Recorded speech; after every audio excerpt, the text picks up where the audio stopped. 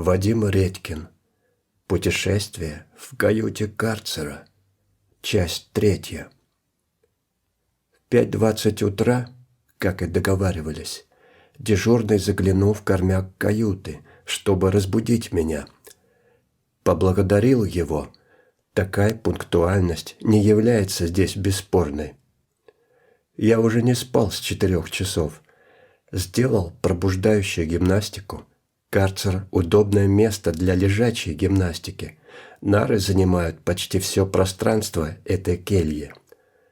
В 6 часов вынес матрац на продол. В приседе поднял нары к стене, дежурный примкнул их с продола. Так здесь начиналось каждое утро. До завтрака успел тезисно записать события предыдущего дня, чтобы интересное не забылось в новых событиях. Сегодня у нас этапный день. Выезд на судебное заседание. В карцере в такой день ты успеваешь позавтракать кашей на молоке, а бывает съесть еще и творожную запеканку. И в районе 8 часов тебя выводят в административный корпус на аэропорт. Дороги судьбы свели нас в этот день с Сашей по прозвищу Модный. Почему Модный? Я не уточнял у него. Пути приобретения тюремных прозвищ малопредсказуемые. Бывает и так, что тюремное имя находится в противоречии с какими-то особенностями человека, которому оно принадлежит. Пока нас провожали из карцера до аэропорта, Саша коротко рассказал о себе. Ему 22. К этим годам он успел окончить кадетскую казачью школу, стать кандидатом в мастера спорта по боевому самбо, отслужить в армии, с боевыми подвигами и наградами за них принять участие в СВО, получить серьезное ранение, после чего был комиссован, похулиганить на воле до букета в кавычках уголовных статей, после чего оказаться в СИЗО и получить приговор. Сейчас он находится в процессе апелляции на решение суда и выезжал в суд для ознакомления с материалами своего дела. Это часто встречающаяся у арестантов практика. Эти выезды были отдушиной для него, так как пребывание в карцере ему порядком надоело из-за отсутствия общения и событий. К тому же это пребывание было продлено руководством в связи с активным поведением Саши, не соответствующим рамкам карцера.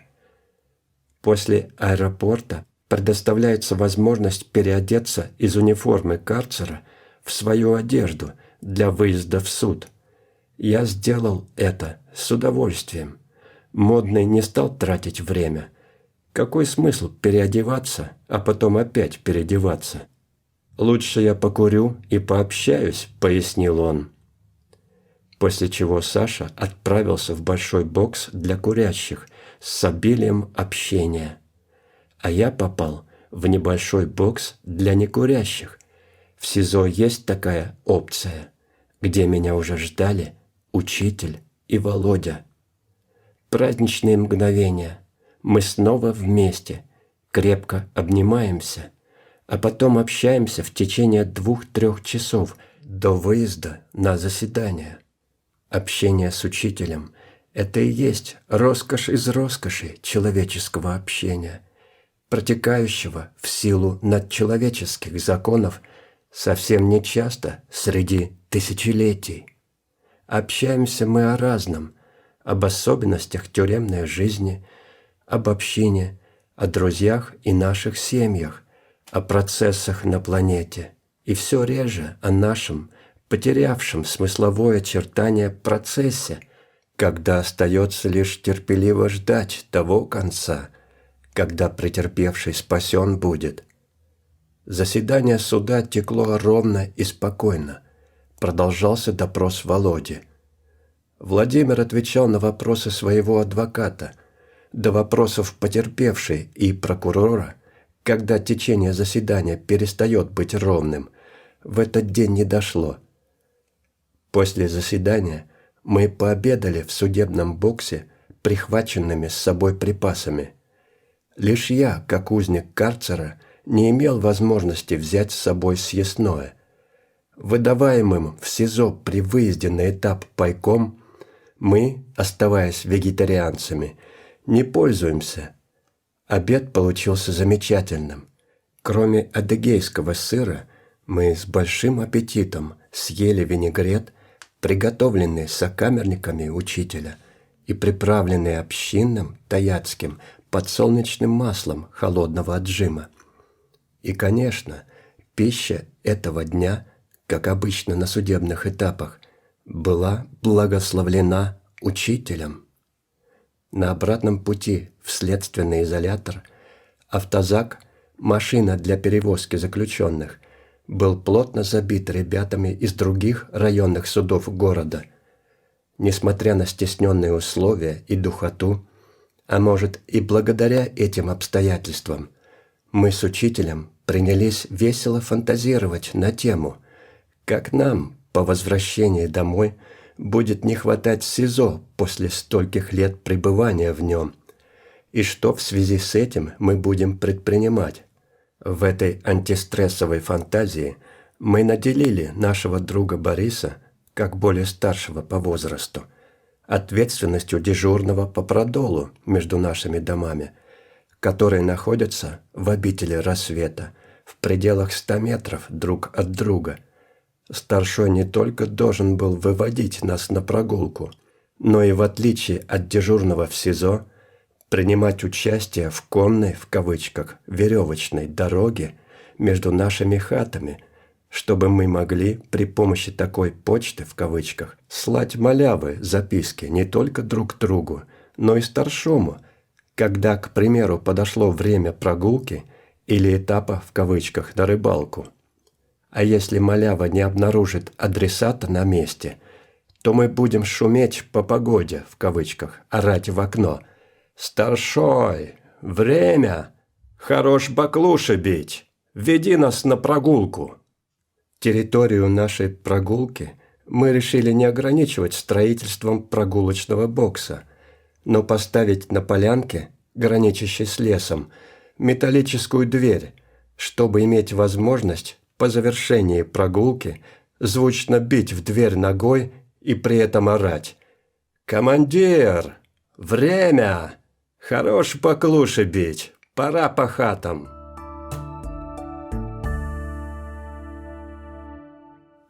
Вернулся я в карцер. Точнее сказать, меня вернули. Как раз к ужину. Толченая картошка на воде была съедена с нескрываемым аппетитом. Сразу захотелось спать, но до отбоя и до отмыкания кровати от стены оставалось еще 3 часа. На пол ложиться не рискнул, чтобы не разбить ночной сон. Стал ходить взад-вперед, это 3 шага по максимальной длине, и напевать варианты новых мелодий. Мелодии я так и не запомнил, хотя парочка из них мне показалась интересной в момент напевания, но время до сна пролетело быстро. Ночью ко мне в каюту чудесным образом, такое в карцере иногда бывает, попали 2 горсти изюма. Положил его в кружку, залил водой, чтобы к утру он превратился в сочный виноград. Но уже не спалось, поэтому надо было что-то делать. А что делать в карцере, когда не спится? Думать, и желательно конструктивно. В голове появилась строка: «И все же, тем не менее, я имею мнение». Повторил ее и тут же добавил: «Мнение на чье-то разумение». Увлекся, взял ручку и записал эти строки. Теперь нужна некая завершенность мысли, чтобы продолжить спокойно спать. Получилось следующее: «И все же, тем не менее, я имею мнение на чье-то разумение или откровение, которое явилось последствием видения, возникшего однажды под сильным впечатлением». Теперь можно дальше спать с осознанием завершенности действия. Утром я сразу употребил превратившийся в виноград изюм, чтобы в каюте не оставалось посторонней еды. Фруктоза поступила в мысли, а организм, как не пустословно объясняют специалисты, стал естественным образом вырабатывать алкоголь от поступившего в него организм винограда, что, вероятно, поддержало творческую волну. И я добавил завершающие штрихи к конечным строкам. И хоть с течением времени, по мере разумения, мнение меняется на чье-то откровение, которое, как прежде, обрастает мнением, все же, тем не менее, я имею мнение на чье-то разумение. День так и покатился в творческом русле. Вот что значит задать с утра нужную направленность. Творчество, как и направленное размышление, то, что нужно для времяпровождения в карцере, там, где нет ни сокамерников, ни телевизора, ни шконки, ни холодильника. Под направленным размышлением я понимаю течение мыслей с определенной заданностью и завершенностью, пережевывание мыслей о нерешаемой собственными усилиями проблеме не может принести удовлетворения. Чем больше думаешь о такой проблеме, тем глубже ныряешь туда, где нет выхода решения, что ведет лишь к потере сил и настроения. Ребенок быстро переключается с незавершенного процесса на новую игру. Взрослый, за редким исключением, так не умеет, потому как он взрослый. Поэтому я стараюсь останавливать, отбрасывать бесполезное переживание и пользоваться направленным размышлением, к чему, в моем понимании, относится и творчество. Этическое развитие в карцере, по понятным причинам, не такое активное, как в камере СИЗО. Здесь нет сокамерников, а значит нет общения, где надо оправдать сокамерника, не задавая вопроса, почему он так сделал. В карцере некому отдать большую половину сочного яблока, неровно распиленного алюминиевой ложкой. Да и самого яблока в карцере нет и быть не должно. То есть здесь нет подталкивания себя к этически верному действию, когда, к примеру, жаба хочет взять себе лучший кусок. Но здесь имеется возможность подталкивать себя к размышлениям в правильном русле, смотреть за чистотой мыслей, останавливать, переформатировать мысли, связанные с требованиями, оценками, стремящимися к осуждению, не давать себе погружаться в пролетающий мимо страх, самобичевание. Пребывание в карцере, наверное, ближе к монашеской келье. Больше внимания небу, своему внутреннему состоянию, больше мгновений для молитвы.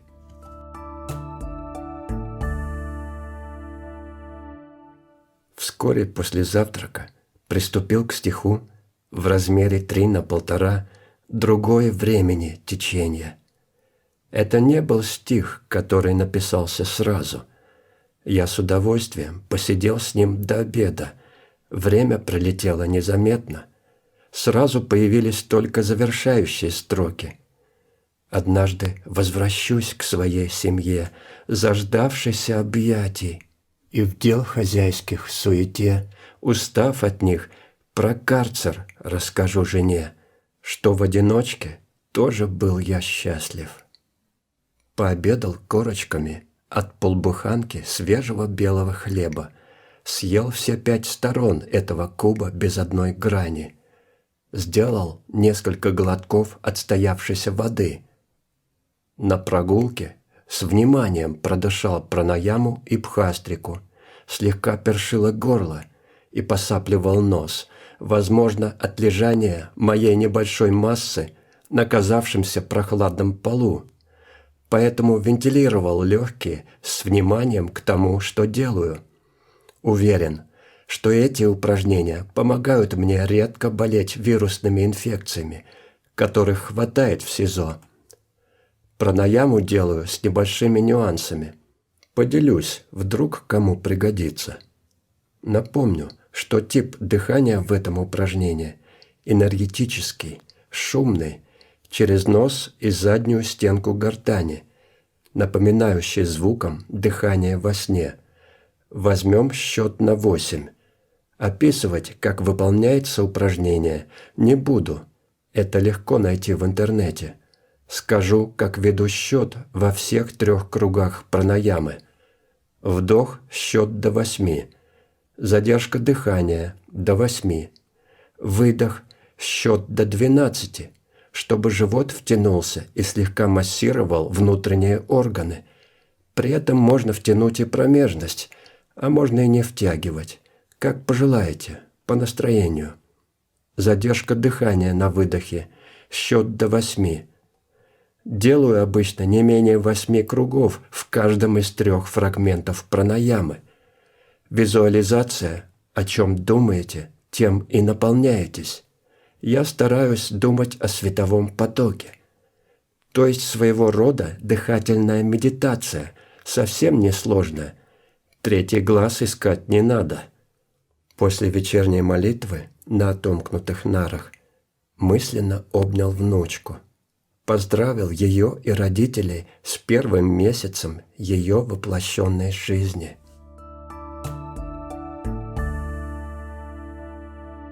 Четверг. Очередной выезд на судебное заседание. Фрагмент утреннего сна. Я в новом, симпатичном костюме, вернее, в пиджаке по фигуре. Общаюсь с каким-то официальным человеком. Справа мой старый друг, женщина. Именно друг. Мы все едим пломбир в стаканчиках. Официальное лицо тоже. При общении у меня каким-то образом запачкался пломбиром правый рукав моего симпатичного пиджака. Оборачиваюсь к другу. Она мне говорит: «Не беспокойся, продолжай общаться, уберем это неудобство». Осмысливаю сон. Пиджак, понравившийся мне по фигуре. Нас ждет сегодня какое-то приятное и интересное событие. А подпачканный пломбиром рукав – это совсем не новость. Прокурор нас частенько чем-нибудь подпачкивает. Наверное, сегодня продолжит. Да и присутствующий на всех заседаниях, потерпевший моральный ущерб человек, периодически что-нибудь ляпает, в кавычках, а мы учимся в молчании и с миром в душе принимать высказанное. Сегодня продолжился допрос Володи. Потерпевшая задаст свои вопросы. Возможно, хватит времени и на допрос от прокурора. Процесс начался на 40 минут позже намеченного времени. Эту новость не назовешь приятной, соответствующей сну. Заседание текло ожидаемо, с пломбиром в кавычках. После вопросов со стороны потерпевшей настало время вопросов прокурора. Вдаваться не стану, упомяну лишь одну интересную линию. Эта тема уже звучала и на моем допросе. Употребляем ли я и Виссарион алкоголь, при том, что Виссарионом употребление спиртного вроде как запрещено, но в медицинских целях-то допускается, а значит уже не запрещено. Понятно, что медицинские цели, в кавычках, у всех разные, и грань потребления во имя исцеления бывает трудно уловимой. Мы же чувственная цивилизация. Так вот, прокурор спрашивает у Владимира, употребляет ли он спиртное. Володя отвечает утвердительно. А Тороп, Виссарион, употребляет? А это у него спросите, отвечает Володя. Эти мгновения допроса вызвали у меня внутреннюю улыбку. Внешне стараюсь не улыбаться, чтобы не смущать прокурора, хотя это не всегда получается. Прокурор этими вопросами будто бы хотела показать, как же так, последователям запрещают, а сами употребляют. А ведь в Уголовном кодексе эта незадача никак не отмечена, Нет там статьи, и вряд ли появится, запрещающая употребление с друзьями. А почему бы здесь не посмотреть с естественной положительной стороны? Учитель заботится о здоровье тех последователей, у которых грань в медицинских целях, в кавычках, плавающая. У него-то с этой гранью все в порядке. По завершении заседания, когда судья и прокурор уже покинули помещение суда, мы узнали от секретаря, что наш процесс, вероятно, будет продолжаться и во время предстоящего отпуска судьи. То есть в какие-то дни своего отпуска судья предполагает провести заседание. Таково распоряжение руководства. На обратном пути мы с учителем и Володей плотно расположились в отделении автозака вместе с Сашей Модным и еще 4 арестантами. С Сашей я уже 2-й раз отправляюсь на этап из карцера, поэтому успеваем коротко поговорить с ним о жизни. В автозаке, продолжая разговор с Сашей об общине, я сказал, что наша большая община существует так долго и стабильно благодаря тому, что у нас есть учитель, которому мы доверяем, и указал моему приятелю на человека по имени Виссарион, сидящего напротив него в зарешоченном отделении транспорта, везущего арестантов в СИЗО. Учитель улыбнулся и сказал Саше, что действительно может раскрыть и объяснить истины духовного развития человека. Саня молодец, смелый, уже бывалый в свои молодые годы, решился на вопросы, и прозвучало слово учителя о том, что духовное развитие – это усилие в сторону того, что подсказывает совесть, но делать обычно не хочется. Другого пути нет, все остальное ведет к деградации, что и можно наблюдать сейчас повсеместно. 3 арестанта, находящиеся во мгновениях этого общения, собрались по завершении неволи приехать в общину, увидеть своими глазами жизнь верующих людей. Саня сказал: «Приеду к вам, мне все это очень интересно. Там у нас и девушки очень интересные. Мужчин почти не пилят», — сказал я. «Не, я по лесу буду ходить, грибы собирать, восстанавливаться», — улыбнулся Модный. «Вот девушку и позовешь с собой, вместе будете грибы собирать», — посоветовал Володя. «Я лучше Вадима позову за грибами», — быстро отреагировал Саша. «Так Вадим там далеко от грибов живет», — пояснил с улыбкой Володя. «Ничего, я его теперь везде найду», — улыбнулся Модный. «Мне бы что-нибудь почитать ваше. Вадим, говорят, пишет». «И не только Вадим, Саш», — сказал я. «Будет тебе что почитать, раз уж все так сложилось». Когда после аэропорта нас с Сашей возвращали в карцер, он поделился своими соображениями. «Надо нам с тобой что-нибудь такое замутить, чтобы тебя в карцере продлили. Ты ж тут до понедельника, мне одному скучно будет». «Не, Сань, номер не пройдет», – засмеялся я. «Не жадничай, тебе тут немного осталось. Как отбудешь карцер, на хату мне напишешь, а в субботу постараюсь книжки тебе передать».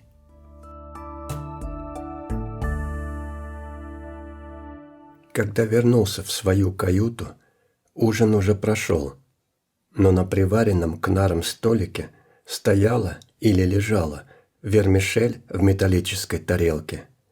Нет, не по-флотски, на воде, без всего. И съел я ее с большим аппетитом и ощущением забытого в СИЗО вкуса. Растянувшись по отбою на нарах, подумал об очевидном. Обещанное ладным пиджаком новое приятное событие – это слово учителя в автозаке, что до этого в тюремном транспорте еще не случалось. Ночью снова произошло чудо. В каюте появился изюм, который я сразу и замочил в кружке из нержавеющей стали. В карцере выдается посуда из нержавейки, и это хорошо. В СИЗО практически все, и я в том числе, пользуются пластиковой посудой. У меня, как у рожденного в год собаки, один из способов получения информации о жизни через запахи. Так вот, если есть возможность, не надо пользоваться пластиковой посудой. Она легко впитывает запахи, а потом отдает их другой пище. Как ни старайся отмыть такую посуду. А у запаха неизбежно есть носитель, мелкие частицы, которые попадают в пищу вместе с запахом. Полагаю, нечего им там делать. К утру кружка была полна винограда. И ведь не угостить никого, самому вряд ли осилить. А к проверке никакой еды в каюте не должно оставаться. На завтрак дали умеренно сладкую кашу на молоке, 2 творожника, дополнительно презентовали яйцо. Почему часто упоминаю яйцо? Яйцо относится в СИЗО к дополнительному питанию. У меня нет бумаг, разрешающих дополнительное питание. Значит, нет в питании и яиц. А очень хочется. В карцере же дополнительное питание есть у всех арестантов. Яйцо выдают раз в неделю. Мне, возможно, за седые волосы. Блондеры знали, что я не ем мясо и рыбу. Яйца доставались чаще в виде презента. Я ел все это до проверки в 2 захода. С изюма начал, с интервалом в час. Ел и почти съел. Карцер, а тем более с изюмом и яйцом, это стимулятор творчества. Поэтому, кроме заметок о вчерашних событиях, дописал рассказ, идея которого возникла накануне карцера. Придал ему форму и завершение. Позже рассказ назовется «Воля того, кого не увидишь глазами».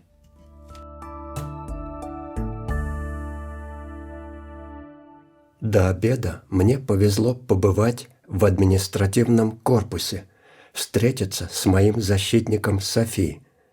Я получил нужные мне бумаги и книжки с моими художественными трудами с литературного сайта Проза.ру. Это для Саши Модного. А главное, мы общались с Софи, моим единомышленником, обаятельной, чуткой, изящной и при этом организованной женщиной, вовсе не о карцере, а о жизни, событиях и ее планах на тему, какие навыки и умения она хочет привнести в обитель после завершения нашего процесса. Отобедал уже традиционно, корочками от полбуханки свежего белого хлеба и с удовольствием отправился на прогулку. На меня глядело солнце и падала капель с решетки над головой. Весенний день 7 марта. Вспомнились цветы мимозы из советского студенчества, которые я дарил маме в весенние солнечные дни. В те времена все мужчины дарили женщинам мимозу, реже тюльпаны.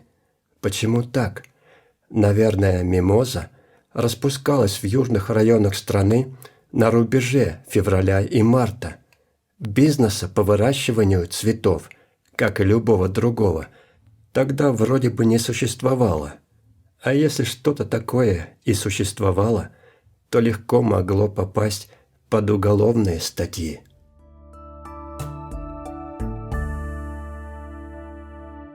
На прогулке сделал свой обычный комплекс. Делаю его через день. В нем физические упражнения синхронизированы с дыханием. Активный выдох на нагрузке с чуть прикрытым ртом, как с небольшим препятствием, словно подкачиваю себя воздухом, энергией. Иногда делаю простые упражнения на координацию полушарий, чтобы они работали с молодым задором. Например, вращаю правую ногу по часовой стрелке, а правую руку одновременно против и наоборот. То же самое повторяю для другой стороны тела. А бывает, с закрытыми глазами стою на одной ноге, стараясь удержать равновесие как можно дольше. В общем, увлекаю себя разными действиями, которые вижу полезными для организма, заполняю время. Стараюсь обращать внимание на подвижность мышления и в быту. Бывает, мою посуду, меняю руки. Также и хату подметаю. Чашку при питье чая или кофе держу разными руками. Тоже можно делать с ложкой при приеме пищи. А в бане менять рабочую руку при мытье двуручной мочалкой. На прогулке меняю направление движения по периметру бокса. По часовой стрелке, против часовой, по диагоналям, взад-вперед по прямой до противоположной стороны. Поинтересовался у самого себя, зачем пишу заметки о карцере. Надо занимать голову и время, да и за собой с текстом проще присматривать, ответил я себе. А что потом будешь делать с этими заметками? Может, большой рассказ получится? А зачем? Надо что-то новое на прозу выставлять. Там читателей много, может, кто-то что-то для себя найдет. В этом главная причина. Трудно уже не писать. Это для меня как способ существования здесь. Ладно, пиши, вариантов нет. Разговорились не в первый раз с Максом.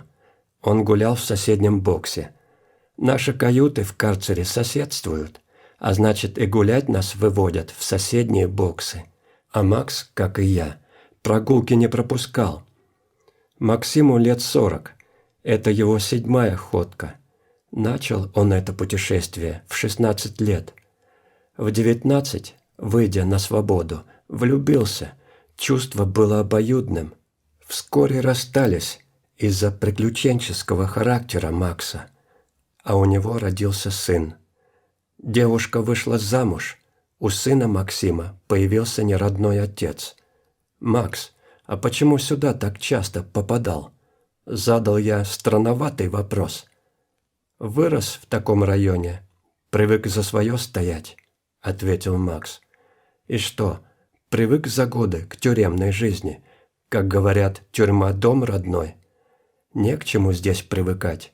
Сейчас легально можно зарабатывать хорошие деньги. Друзья детства зовут в свой бизнес. Время такое. Тюремной романтики конец. Каждый сам за себя.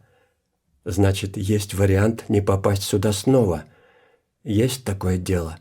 Сюда не собираюсь. А как пойдет? Сын же у меня там, на воле. Ему 19 уже. Связь с ним поддерживаешь? Да, бывает.